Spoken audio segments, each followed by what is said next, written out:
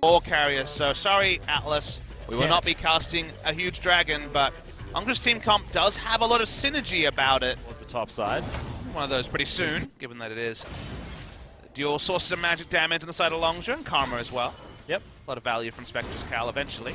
The old theoretical triple is now Roach getting flashed on so much damage, and this is what happens when you don't build the tanky items. Dredge line max range! And that gets Crash the kill. Yeah, Expression didn't want to take the kill, wanted to give it over to Crash. Crash does register it consistently throughout the early game, but other than that, it's the Crash. top side that's the problem. Is, yeah, exactly right. Roach, does actually use the Q to decent effect as Crash is being kited around, but the Q is going to secure that, and Expression just holds onto the turret aggro for as long as he needs. With one of them, now on the other one, that propelled them to that victory over KT. So, trying to find the same seismic shoves. They were on point that day as Punch is here. Yeah, possibly in position. Good weave as well there from Edge as Gorilla has been singled out, but the Q goes slightly wide. Crash in trouble. Punch grabs the kill, but it's a trade. There's now Edge in trouble. The cull comes out.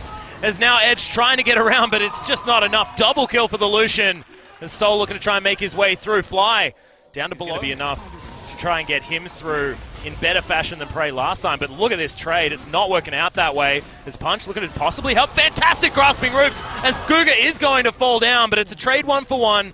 And Prey off the field is definitely big deal news. Crash walking up. Punch is here.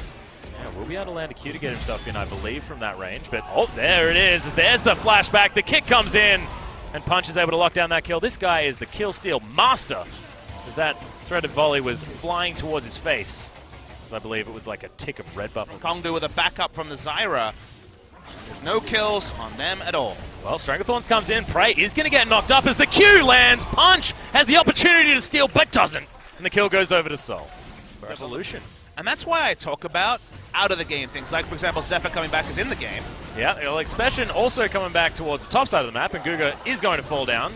Expression grabs that kill. Soul now finds himself surrounded by 3 members. Punch is going to get through, and Soul survives for the moment. There's the kick back onto Expression, but he's getting safer and safer. Fly's going to be able to get in here. Lots of damage. Finishes off the Lee Sin. Very good arcane shift, gets Soul out of the way, and there's the shockwave to stop Roach from escaping. He's going to fall. Expression grabs that kill. 3 now in a row for Longzhu. As Edge and Soul, with all of that damage, are going to have to back away. There's having 2 extra friends up there as well is going to deter the Lucian from going more aggressive. As there's the flash. Soul in trouble and just gets exploded. Crash. So much damage now with the Black Cleaver complete. Yeah, he's massively strong. That's another unique. Possibly be the option. Blade of the Ruin King goes down. I believe that was actually Bilgewater Cutlass, as now Punch gets out of the way of the culling. In comes Expression, but good grasping roots there from Guga to try and deter this engagement. You can see now Edge setting himself up. Should possibly be able to get himself in here for some sort of decent wall play, as Crash does have Thrill of the Hump popped off. In goes Roach, and he's going to be first one to fall down as Prey grabs that kill. Now Kongdoo Monster on the retreat. They've lost their front line, but Edge, he's the one that gets caught out. There's the flash away, as now Punch trying to at least stop them from being able to jump on top. Safeguard gets him out. Flash there as well, and Kongdoo Monster are lucky to only lose. Yeah, in goes Punch. Wants to try and find his way around the back, but it does leave his teammates 5 versus 3. Does land the Q. This Baron is very, very low. As in he goes, sort of has to now, and Expression's just going to kill him. The Baron, all of that damage had stopped as Guga caught off to the side. Soul trying to at least eliminate Fly, who's going to just back his way out. And Crash looking to try and take down the Ezreal, who has no mana. Edge here as well. Threaded volley flying through, fair bit of damage, but Prey from the side. Jeez, you give a player of this caliber as a victory for Kongdoo, as another dredge line lands from Expression. On to Punch. 3 inhibitors down, now only the Nexus turrets remain. Kongdoo Monster just looking like they don't understand what they can do. 3-man shockwave out of nowhere from Fly. Yeah, this is a guy that's only played competitive Orianna 3 times. Yeah, definitely looks like that as Crash launches his way forward. The Nexus is now exposed, and Longzhu, what a performance. Bit of a personal sacrifice there by Prey towards the end, but this Nexus should still have no trouble falling down as Longzhu try to ignore it.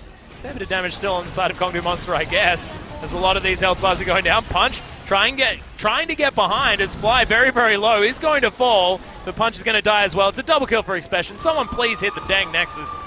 And the minions are going to listen. And that is Longzhu finding some redemption in game number 2. Unfortunately, of course, playoff hopes already dashed as they lost the first game. However, that is what they needed. Because if you're going to build some fans, I mean, not a whole lot more League of Legends to be played here for this Longzhu squad. They definitely have some fans, but retaining them is what they need to do. Exactly.